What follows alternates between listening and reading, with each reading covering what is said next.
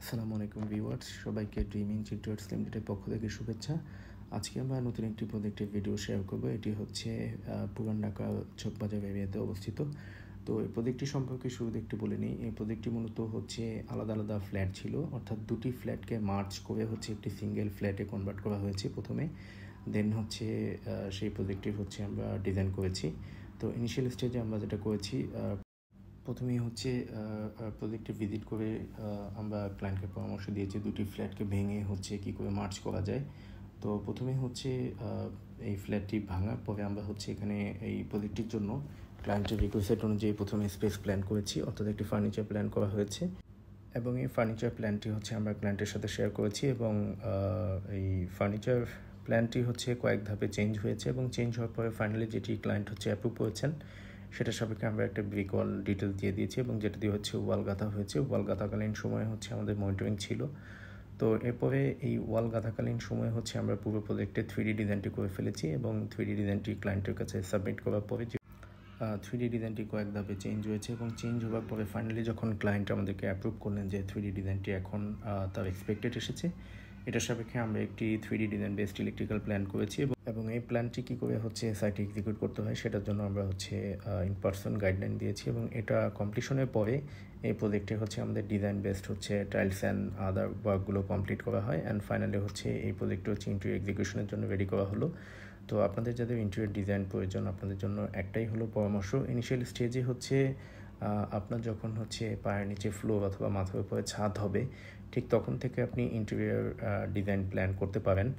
আর একটু advance level থেকে যদি ডিজাইন প্ল্যানিং করতে চান, সেটা হলো ছাদ ঢালাইয়ের আগে থেকে হচ্ছে আপনি প্ল্যান করতে পারেন। অর্থাৎ আপনি যদি কোনো ডেভেলপার কোম্পানি অথবা নিজে যদি বাড়ি বানাতে চান, সেই ক্ষেত্রে হচ্ছে আপনার কাছে অবশ্যই লেআউট থাকবে। তো এই লেআউটের সাপেক্ষে ইনিশিয়াল স্টেজে হচ্ছে ইন্টেরিয়র বেজ হচ্ছে আপনার একটি প্ল্যান করে, অর্থাৎ স্পেস প্ল্যান করে, সেই স্পেস প্ল্যানের উপরে হচ্ছে আপনি প্রথমে আপনার ছাদ ঢালাইয়ের জন্য যে ইনিশিয়াল যে একটা ইলেকট্রিক্যাল প্ল্যান, সেই ইলেকট্রিক্যাল প্ল্যানটি করে তারপরেই কিন্তু ইনিশিয়াল স্টেজে ছাদ ঢালাই দিতে পারেন। এর পরবর্তীতে যেটা আপনি করতে পারেন এবং এই প্রজেক্টের হচ্ছে পুরো 3D ডিজাইনটা কমপ্লিশন করার পরেই কেবলমাত্র কিন্তু আপনি ওই ডিজাইন বেস যে ব্রিক লেআউটটি, অর্থাৎ ফার্নিচার প্ল্যান অনুযায়ী যে ব্রিক লেআউটটি, সেই লেআউটটি করে ফেলতে পারেন।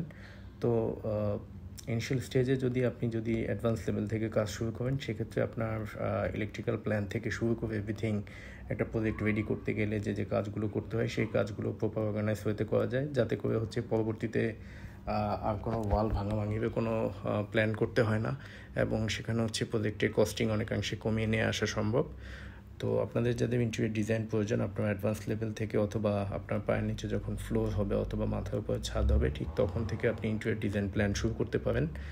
এবার চলুন আপনাদেরকে আমরা হচ্ছে এই প্রজেক্টটি একটু শেয়ার করবো, অর্থাৎ ডিজাইন করার আগে প্রজেক্টটির অবস্থা কেমন ছিল।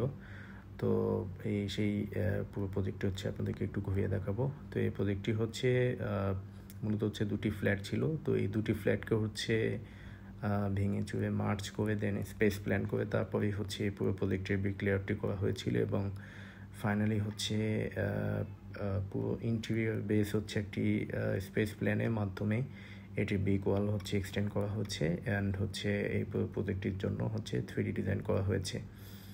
তো থ্যাংক ইউ সবাইকে, অসংখ্য ধন্যবাদ আমাদের সাথে থাকার জন্য। আমাদের সাথে যারা ইন্টেরিয়র ডিজাইন করতে চান তারা হচ্ছে আমাদের সাথে যোগাযোগ করতে পারেন। আমাদের প্রতিষ্ঠানের নাম হলো ড্রিম ইনস্টিটিউটস লিমিটেড। আবারও দেখা হবে নতুন কোনো প্রজেক্টের ইন্টেরিয়র ডিজাইন নিয়ে। সেই পর্যন্ত ভালো থাকুন সবাইকে। আসসালামু আলাইকুম।